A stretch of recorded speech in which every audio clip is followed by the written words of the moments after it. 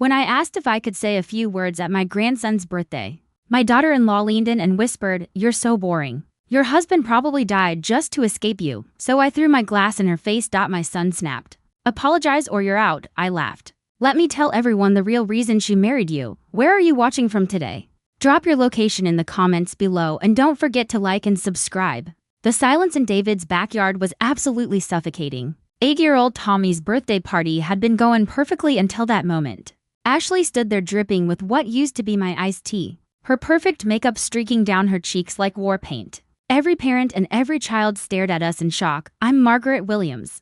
I'm 67 years old, widowed for 2 years. And apparently the family embarrassment according to my daughter-in-law. But what Ashley didn't know was that I had been preparing for this moment for 6 months, Mom. David rushed over with a napkin, fussing over his precious wife. "What the hell is wrong with you?" "Language, David," I said calmly, smoothing my floral blouse. "There are children present." Ashley's voice went sharp. "She attacked me in front of everyone. She's completely lost it."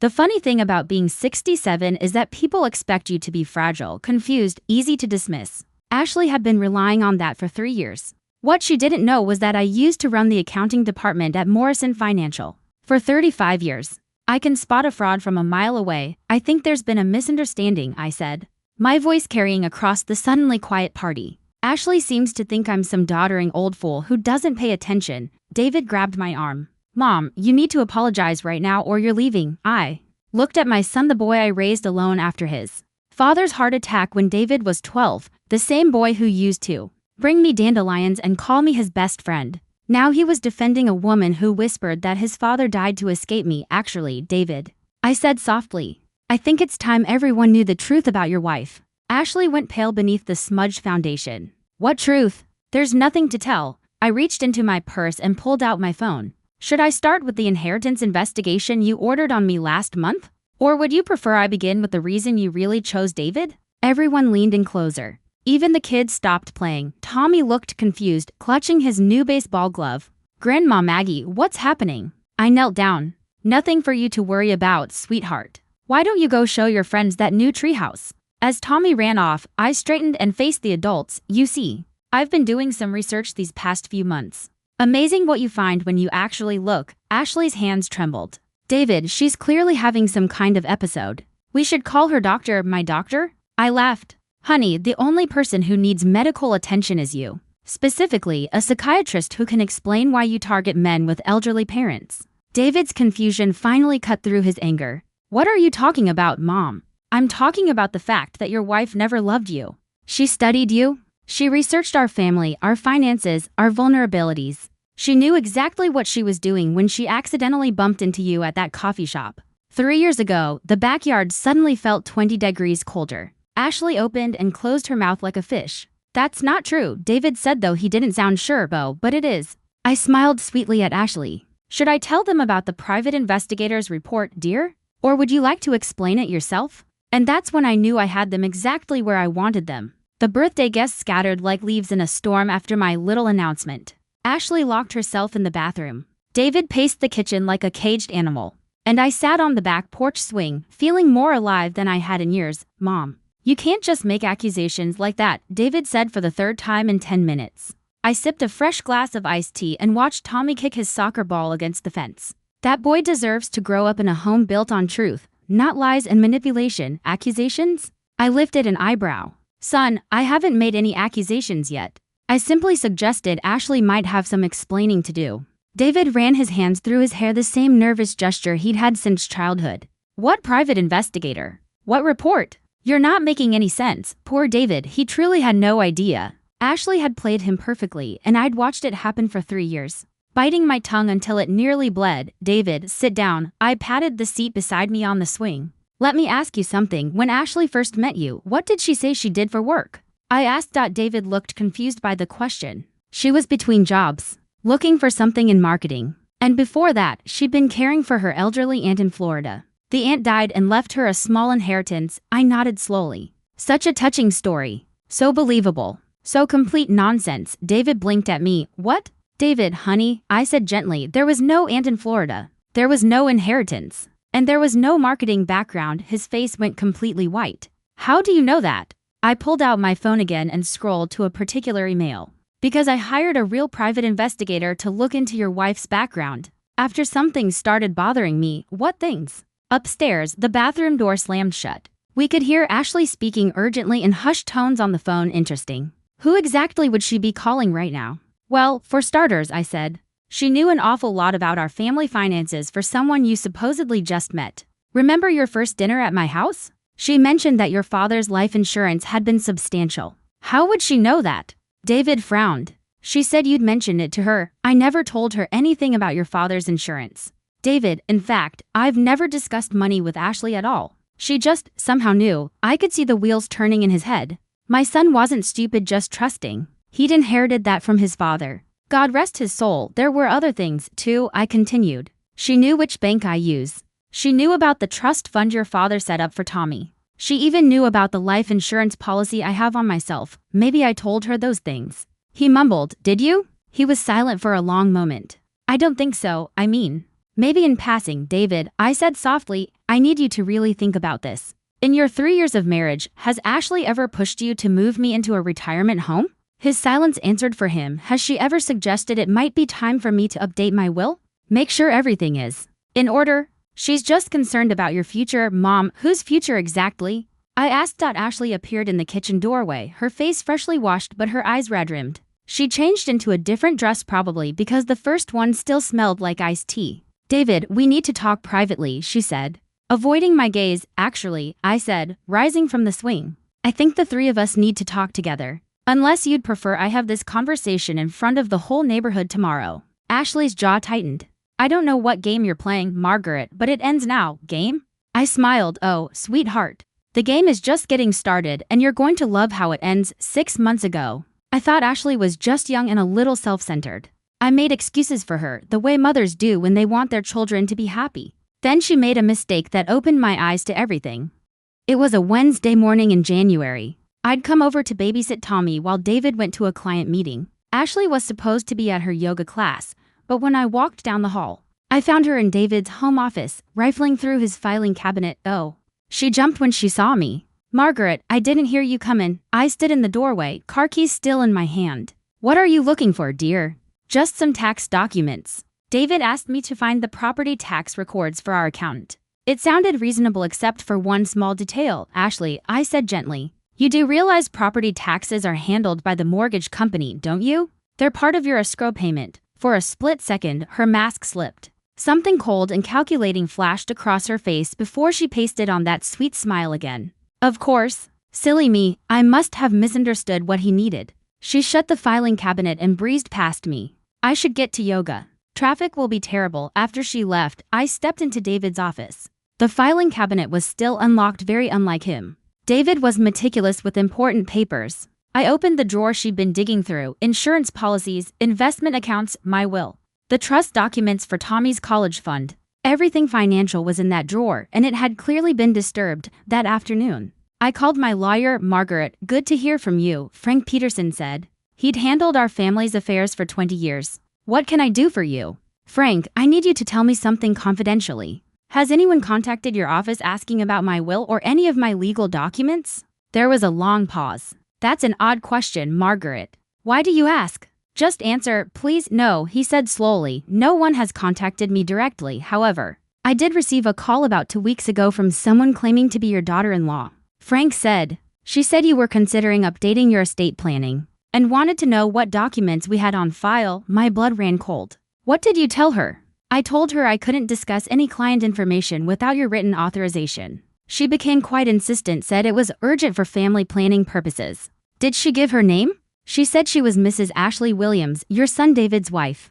I hung up the phone and sat in my kitchen for an hour, staring at the wall. Ashley had tried to access my legal documents by impersonating me to my lawyer. This wasn't curiosity or even gold digging. This was systematic information gathering. The next day, I called Rebecca Morrison. She'd been my friend for 40 years and still worked at the bank where I'd kept my accounts for decades. Rebecca, I need a favor and I need you to keep it between us, of course, Maggie. What's wrong? I need to know if anyone has been making inquiries about my accounts. Maybe claiming to be family, asking about balances, beneficiary information. Rebecca was silent for a moment. Actually, yes. About a month ago, a young woman came in saying she was your daughter-in-law. She had a story about helping you organize your finances because you were getting forgetful. My chest tightened. What did you tell her? Nothing, of course. But Maggie, she knew things. She knew which accounts you had, the approximate balances. She even mentioned your safe deposit box. After I hung up with Rebecca, I sat at my kitchen table and made a list. The filing cabinet, the lawyer, the bank. What else had Ashley been investigating? That evening, I drove to the library and spent 3 hours learning how to hire a private investigator online. By the time I left, I had an appointment with Sandra Hayes Investigations for the following Monday. Sandra's office was small but professional. She was a woman in her 50s with sharp eyes and a no-nonsense attitude. Mrs. Williams, she said. Tell me what you want to know. I explained everything: Ashley's behavior, the financial inquiries, the uneasy feeling I could no longer ignore. I want to know who she really is, I said. I want to know what she was doing before she met my son. And I want to know if she's done this before. Sandra nodded. It'll take a few weeks, maybe a month. I'll need some basic information about her to start. I gave her Ashley's maiden name, her supposed hometown, and her claimed work history. Mrs. Williams, she said carefully. Can I ask why you're doing this? If you suspect your daughter-in-law is after money, why not just change your will or move your assets? I thought of Tommy, I thought of David, I thought of their home, their life, the trust my son had placed in his wife, because if I'm right about what she is, my son needs to know, I said quietly. And if I'm wrong, then I owe them both an apology. 3 weeks later, Sandra called me back to her office. Mrs. Williams, she said, you're not going to like what I found. Sandra spread 5 thick manila folders across her desk like she was dealing cards. Each folder was stuffed with documents, photographs, printed emails.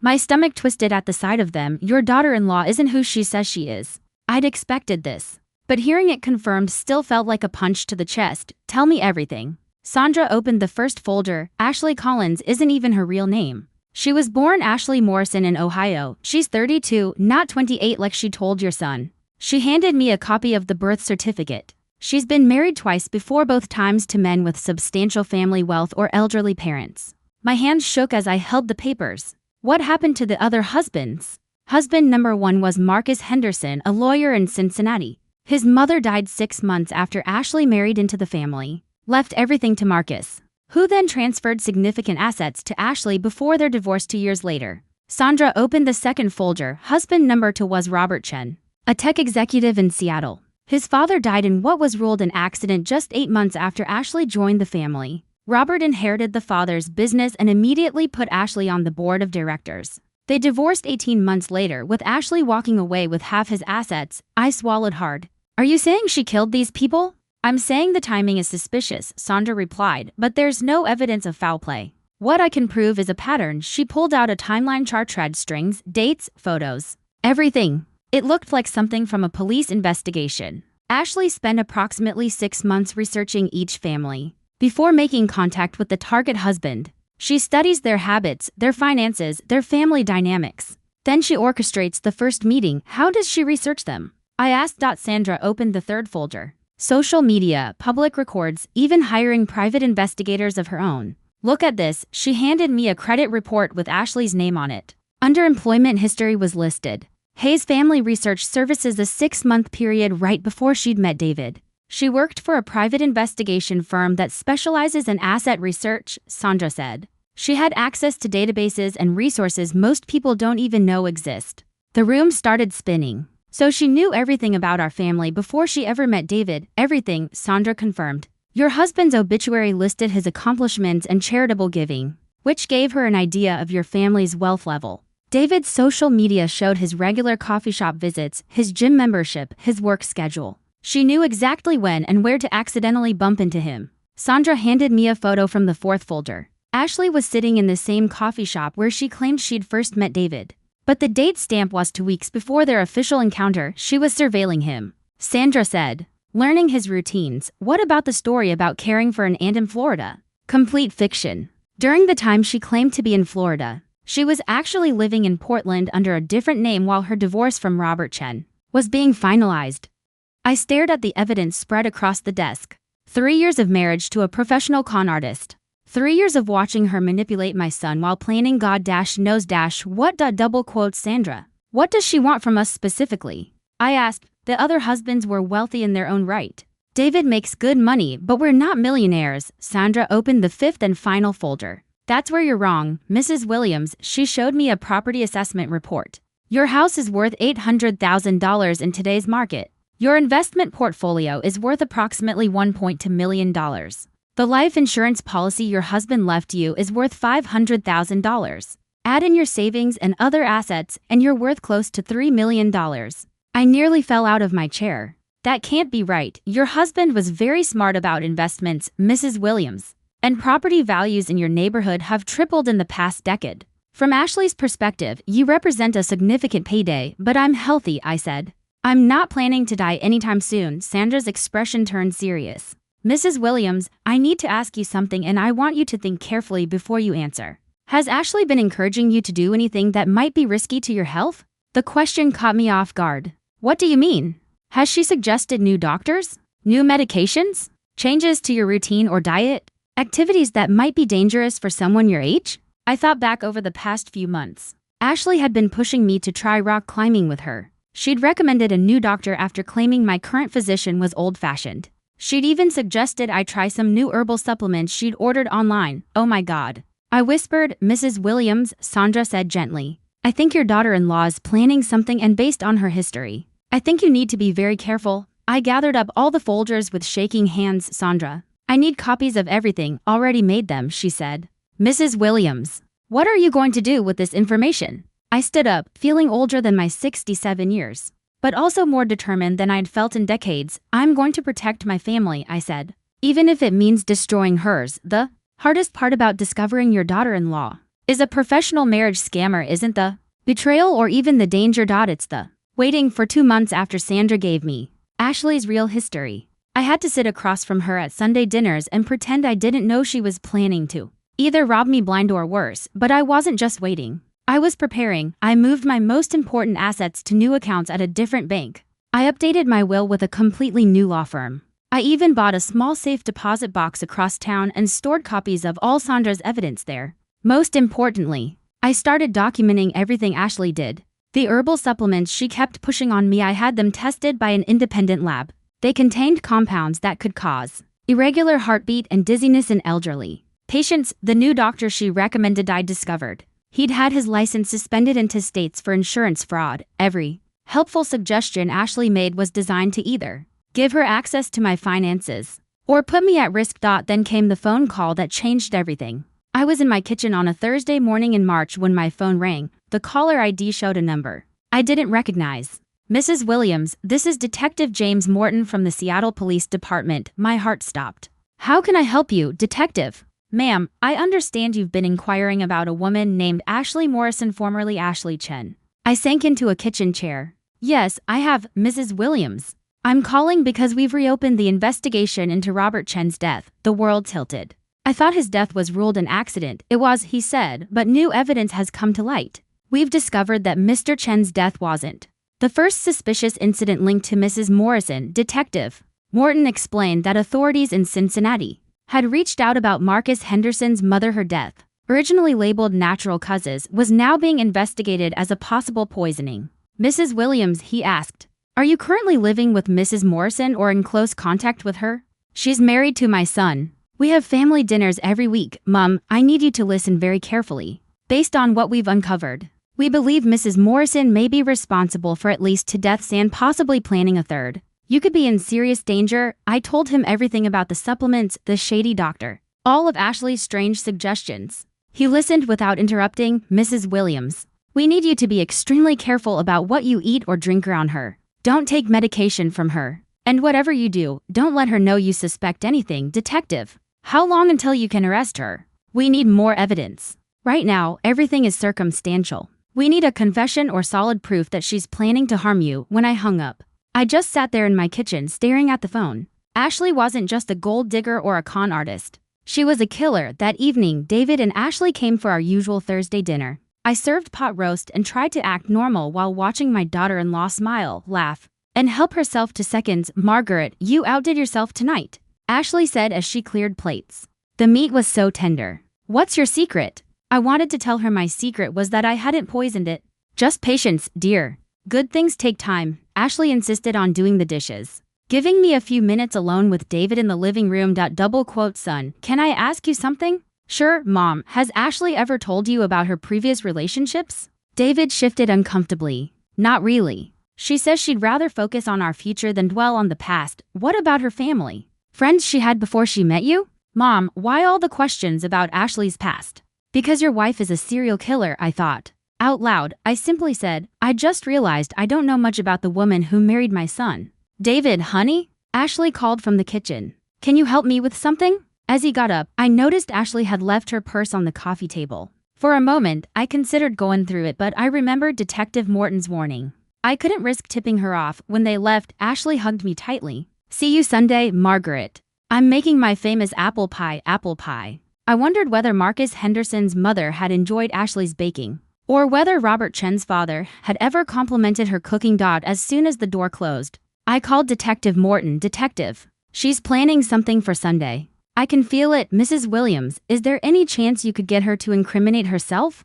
Maybe record her saying something? I thought about Tommy, about David, about the life they thought they were building with a woman who had murdered at least 2 people. Detective, what if I told you I had a better idea? Ashley could tell something was wrong. I saw it in the way she watched me during Tommy's soccer practice the next day. The way she kept checking her phone, the way she clung a little too tightly to David's arm. The birthday confrontation had shaken her, and clearly the investigation was heating up. She'd started slipping. Margaret, she said, sliding onto the bleacher beside me while David spoke with Tommy's coach. I think we need to clear the air about yesterday. I kept my eyes on Tommy as he practiced his kicks. What's there to clear up, dear? You seemed upset, and if I said anything that hurt your feelings, it wasn't intentional. Her syrupy fake sincerity made my skin crawl. Ashley, you told me that my husband probably died just to escape me. I'm curious what part of that wasn't intentional. She actually had the grace to look embarrassed. I was just frustrated, she said. Planning Tommy's party has been stressful, and sometimes I say things I don't mean when I'm overwhelmed. I finally turned to look at her. And the private investigator you hired to look into my finances, was that also just stress? Her face went white, then red, then white again. I don't know what you're talking about, Margaret. Dear, I may be 67, but I'm not senile. I know you've been researching my assets. I know you tried to get information from my lawyer and my bank. The question is why? She stood up abruptly. I think you're confused, Margaret. Maybe the stress of Harold's death is affecting you more than you realize. Is that your professional opinion, Dr. Ashley? I asked coolly. Oh, wait, you're not a doctor. You're not even who you say you are. The color drained from her face entirely. I don't know what game you think you're playing, she said. Voice tight, but it stops now. The same game you played with Marcus Henderson and Robert Chen? Ashley looked like I'd slapped her. The mask she always wore slipped for the first time. And for a moment I saw something cold and dangerous flicker in her eyes. You have no idea what you're talking about, she whispered, don't I? Should I call Detective Morton right now and let you explain it to him? Ashley's hands were shaking. You called the police? Sweetheart, the police called me. Apparently they're very interested in speaking with you about some suspicious deaths in your past. She glanced around the soccer field, calculating whether she could run, how fast, how far. David was still talking to the coach, and Tommy was happily kicking a ball, oblivious to the storm unfolding on the bleachers. Margaret, she said shakily, I think you've misunderstood some things, have I? I said, let's review, just to be sure. You spent months researching David and our family. Before engineering your little accidental meeting, you've been quietly trying to access my financial and legal information. You've been pushing dangerous supplements and questionable medical advice on me. And you have a history of marrying men whose elderly relatives conveniently die. Shortly after you joined the family, Ashley sat down again, probably because her knees gave out. What do you want? She asked quietly. I want you to leave my family alone, and if I don't, I smiled sweetly. Then tomorrow at Sunday dinner, when you serve your famous apple pie, Detective Morton will be waiting in the kitchen to arrest you. Her breathing went shallow and fast. You can't prove anything, can't I? Ashley Morrison from Ohio, age 32, twice divorced. Both husbands lost elderly relatives under suspicious circumstances shortly after you married into their families. Should I continue? That's all circumstantial, maybe, but it's enough to get you arrested while they investigate. And once they start digging deeper, how long do you think it'll take before they find something concrete? David started walking toward us, and Ashley scrambled to pull herself together. What exactly are you proposing? She whispered. Leave tonight, I said. File for divorce, disappear, move to another state, and find another family to victimize. And if I do that, she asked, you'll keep your mouth shut? I looked at Tommy, who was waving at us from the field. If you leave quietly, I'll give you 24 hours before I call Detective Morton with your new location. That's not enough time to what, Ashley? Plan my death? Figure out how to access my accounts before you disappear? I stood. 24 hours is generous. David reached us. What are you two talking about so seriously? Ashley forced a bright smile. Just discussing tomorrow's dinner. I was thinking of making something special actually, I said, picking up my purse. I think Ashley might be too tired for cooking tomorrow. All this party planning has worn her out. Ashley's smile wavered. Oh no, I insist. I'd hate to disappoint everyone. Well, I said. I guess we'll see what tomorrow brings. As we walked to our cars, Ashley grabbed my arms. Margaret, you're making a big mistake. I looked down at her hand, then met her eyes. The only mistake I made was not seeing through you sooner. But don't worry, dear. I won't make that mistake again. Sunday morning arrived, gray and drizzly, perfectly matching my mood. I'd spent the night wondering whether Ashley would take my advice and vanish, or show up at dinner with something far more permanent in mind. At 9 a.m. David called. Mom, Ashley's not feeling well. She might have food poisoning from that seafood place we went to last night. We might need to cancel dinner. Food poisoning. How very convenient. That's terrible, son. Is she seeing a doctor? She says it's just a 24-hour bug. She should be fine by tomorrow. Of course she would. Ashley wasn't sick, she was buying time. Time to disappear. Or time to plan her next move. I decided to force her hand. David, why don't you and Tommy come for dinner anyway? I'll make something simple and you can take a plate home to Ashley. I don't want to leave her alone when she's sick. Nonsense. Tommy shouldn't miss Sunday dinner just because Ashley has an upset stomach. Besides, I have something important to discuss with you. There was a pause. What kind of something? The kind that's better said in person. Can you be here by 5? After David agreed, I made my next call. Detective Morton, it's Margaret Williams. I think tonight might be the night. Mrs. Williams, are you sure you want to go through with this? It could be dangerous. I'd spent the morning thinking exactly that. Ashley was cornered. Now she knew I had evidence, knew the police were investigating. And a cornered animal is always the most dangerous. Detective, she's not going to disappear. Women like Ashley don't walk away from million-dollar paydays without a fight. What do you have in mind? I explained my plan. Detective Morton thought I was insane, but he agreed to have officers stationed outside my house. At 4:30, I started cooking. Simple comfort food: meatloaf, mashed potatoes, green beans. Nothing that could be easily tampered with if Ashley decided to show up. David and Tommy arrived right on time. Tommy hugged me, then ran straight to the living room to watch cartoons. David looked exhausted. How's Ashley feeling? I asked, keeping my voice even. Actually, much better. She might come by later to pick us up. Of course she would. David, sit down. We need to talk. I'd rehearsed this conversation so many times. But looking at my son made it nearly impossible. How do you tell someone their wife is a murderer? Son, what do you know about Ashley's life before she met you? David frowned. Mom, not this again. Why are you so obsessed with Ashley's past? Because her past is about to become your future. I pulled out one of Sandra's folders and set it on the table. David, your wife isn't who she says she is. For the next 20 minutes, I laid out everything: the real birth certificate, the previous marriages, the suspicious deaths, the pattern. David's face changed: confusion, anger, horror. This can't be real, he whispered, staring at the photo of Ashley surveilling him at the coffee shop. It's real, son. And there's more. I told him about Detective Morton, the reopened investigations, the supplements she'd been pushing on me. She's been trying to kill you, David said, his voice cracking. Or at least make you sick enough to need the kind of medical care that would speed up your natural timeline. David buried his face in his hands. 3 years. He said, 3 years of marriage to a stranger. David, there's something else you need to know. I confronted her yesterday. His head snapped up. You what? I told her I knew who she really was. I gave her a choice: leave town or face the police. Mom, that was incredibly dangerous, which is why Detective Morton had officers outside. And then, as if summoned by her name, Ashley's car pulled into the driveway. David and I looked at each other. What do we do? He whispered. We act normal. Let her think she's still in control. The police are recording everything. Whatever she says or does becomes evidence. Ashley knocked. Strange, since she usually just walked in. David answered while I stayed in the kitchen, my heart pounding. Surprise. Ashley called, her voice bright and fake. I'm feeling so much better. I brought dessert. She appeared in the doorway with a covered pie dish, wearing the same sweet smile that had fooled us all for 3 years. Margaret, you look wonderful. I'm so sorry about yesterday's misunderstanding. What misunderstanding was that, dear? Ashley set the pie on the counter. All that silly talk about investigators and police. I realized you must have me confused with someone else. She began cutting the pie efficient. Practiced movements. The same movement she probably used making her famous apple pie for Marcus Henderson's mother. Ashley, I said, I don't think I was confused at all. The knife paused. Margaret, I really think we should put all this unpleasantness behind us. I agree. David and I were just discussing how nice it would be to clear the air.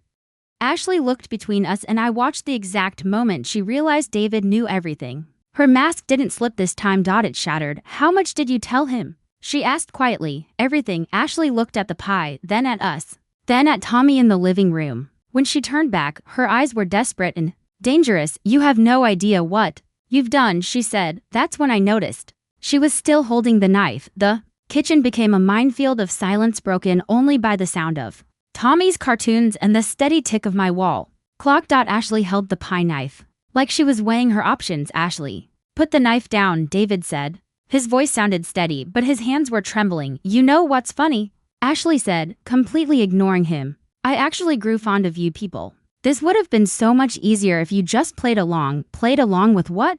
I asked, keeping my voice calm. With you murdering me? Ashley laughed, an eerie, cold sound that made every hair on my arms stand up. Murder? Oh, Margaret, you watch too much television. I don't murder anyone. Then what happened to Marcus Henderson's mother? And Robert Chen's father? They died like old people do. She stepped closer to the table. Sometimes they just need a little help accepting that their time is up. David stood slowly. Ashley, whatever you're thinking, Tommy is in the next room. Sweet Tommy. Ashley's expression softened. You know, he was never part of the plan. I'm not a monster, David. I don't hurt children, but you do hurt elderly parents, I said.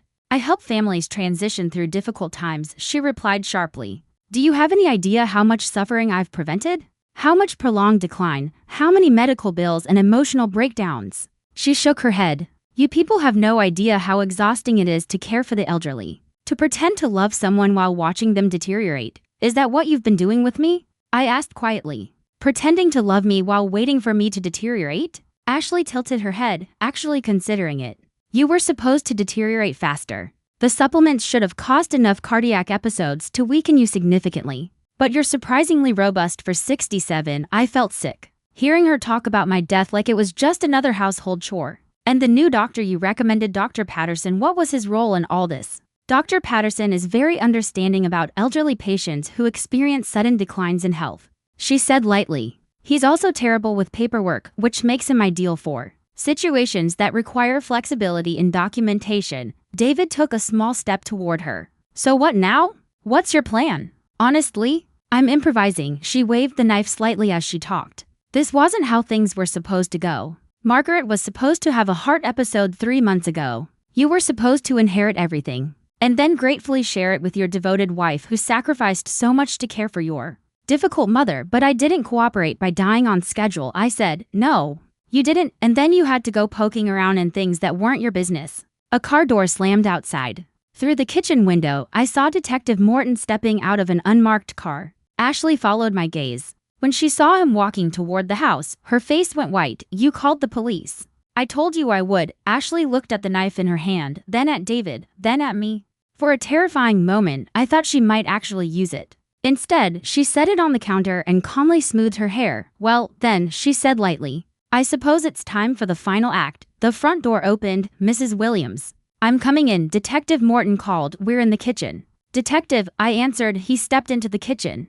And there was Ashley sitting at the table with her hands folded, as if waiting for someone to serve tea. Mrs. Morrison, he said, nodding to her. We've been wanting to talk to you. I'm sure you have. Am I under arrest? That depends on whether you'd like to answer some questions voluntarily, or if we need to continue this downtown. Ashley glanced around at the pie she brought, at David's horrified face, at me sitting across from her. Detective, can I ask you something? Sure. If someone were hypothetically relieving elderly people of prolonged suffering, and if families were hypothetically benefiting financially, would that hypothetically be a crime? Detective Morton stared at her. Mom, are you confessing to something? I'm speaking hypothetically, he said. If someone were poisoning elderly people for inheritance money, that would be first-degree murder. Ashley nodded thoughtfully. I see, and if that same person were planning to do the same thing to someone else, but hadn't done it yet? Conspiracy to commit murder. Attempted murder. Possibly several other charges. Fascinating. Ashley stood and walked to the window,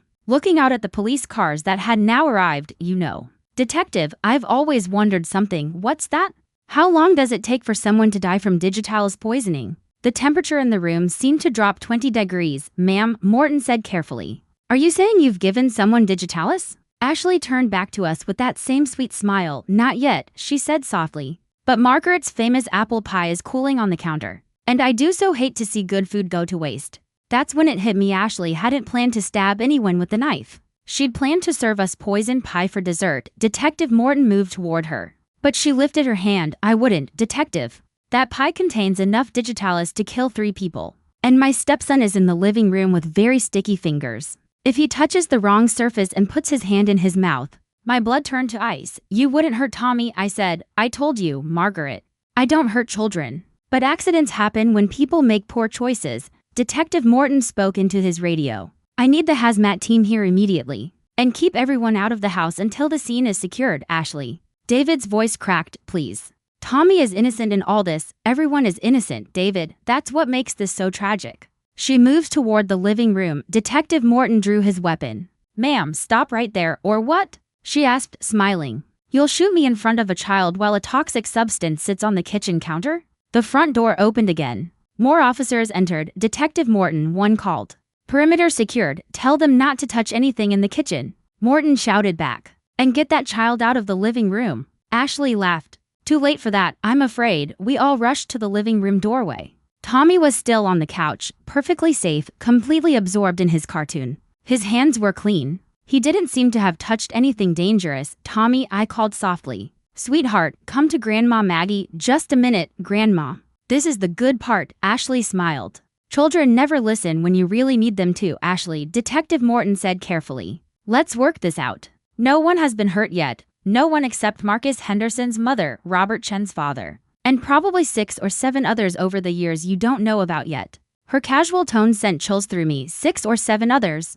Morton asked. Detective, did you think David was only my 3rd husband? Ashley chuckled. Oh, you have no idea how long I've been perfecting my craft. Why don't you tell me about it? He said, edging closer. She actually seemed pleased by the attention. You know what?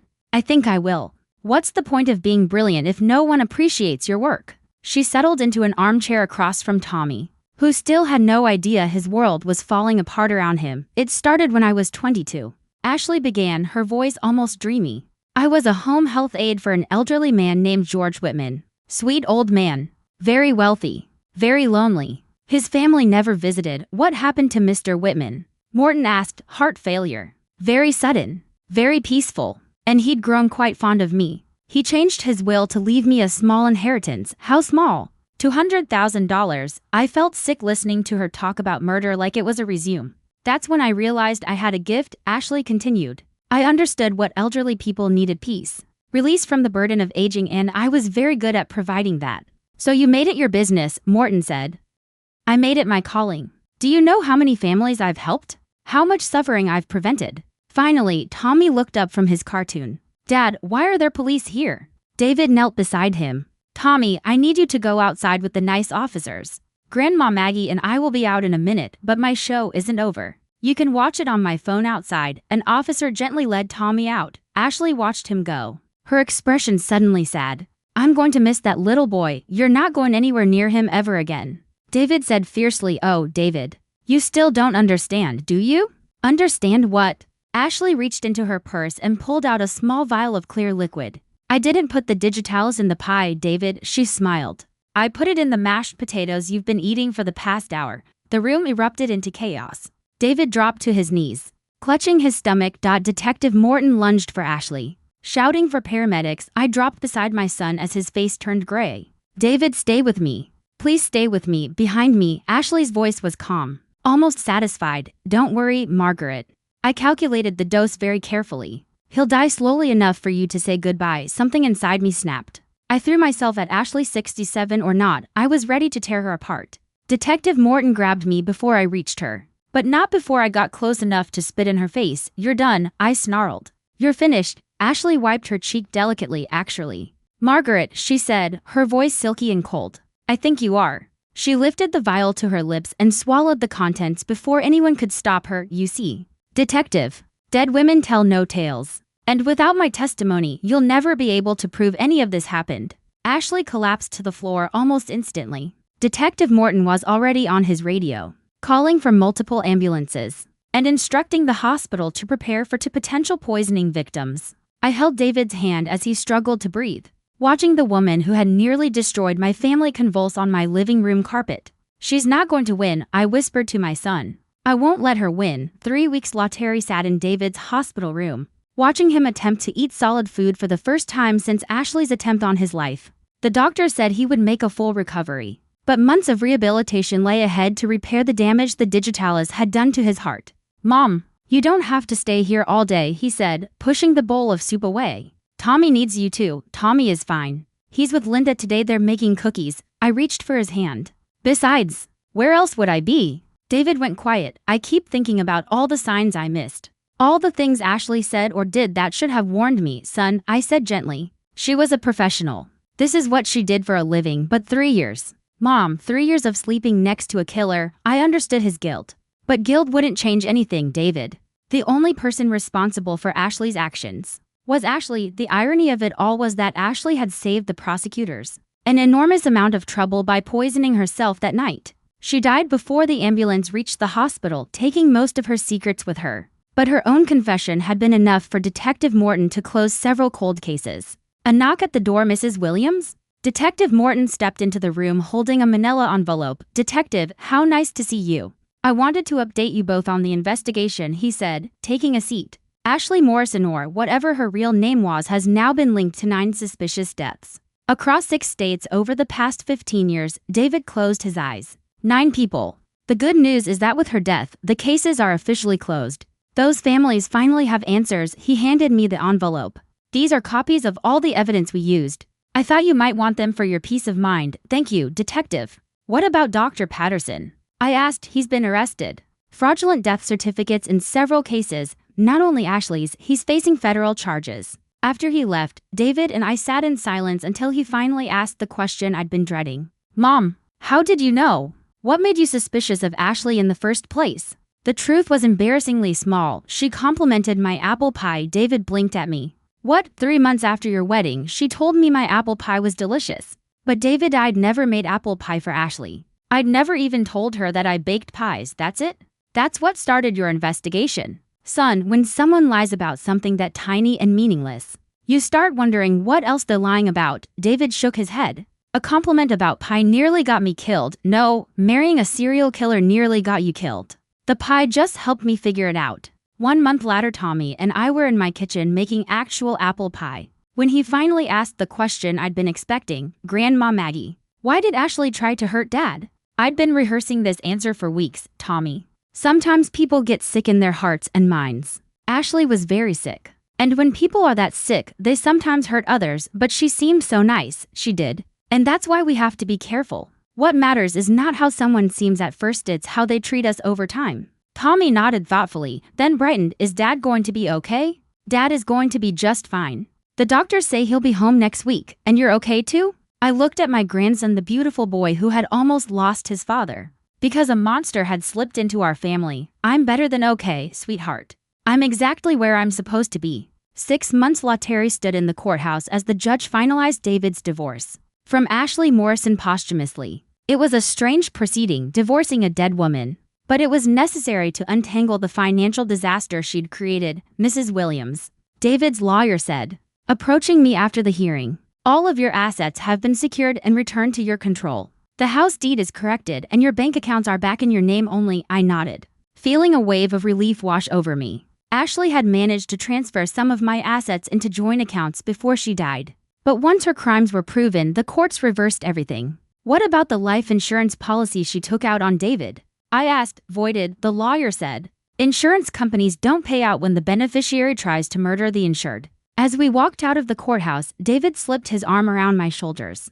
So what now, Mom? You could sell the house, travel, see the world. You've got decades left. Do something for yourself. I considered it. At 67, I really did have years ahead of me, years I could fill with anything I wanted actually. I said, I think I'll stay put for a while. Maybe take baking a little more seriously. I've been thinking about opening a small cafe. That sounds perfect, he said. And David, I think you and Tommy should move back in with me for a while. That house has too many memories of Ashley. He smiled, really smiled, the first genuine one I'd seen since the poisoning. I think we'd like that, Mom, as we drove home together. I found myself thinking about Ashley's final words to me, dead women tell no tales. She was wrong about that. Dead women who leave behind evidence and confessions tell plenty of tales. But living women who fight for their families, we tell the best stories of all. Now, I'm curious about you, the one listening to my story. Have you ever had to protect your family from someone dangerous? Have you ever discovered that someone you trusted wasn't who they pretended to be? Thanks for listening. Don't forget to subscribe and feel free to share your story in the comments. Your voice matters.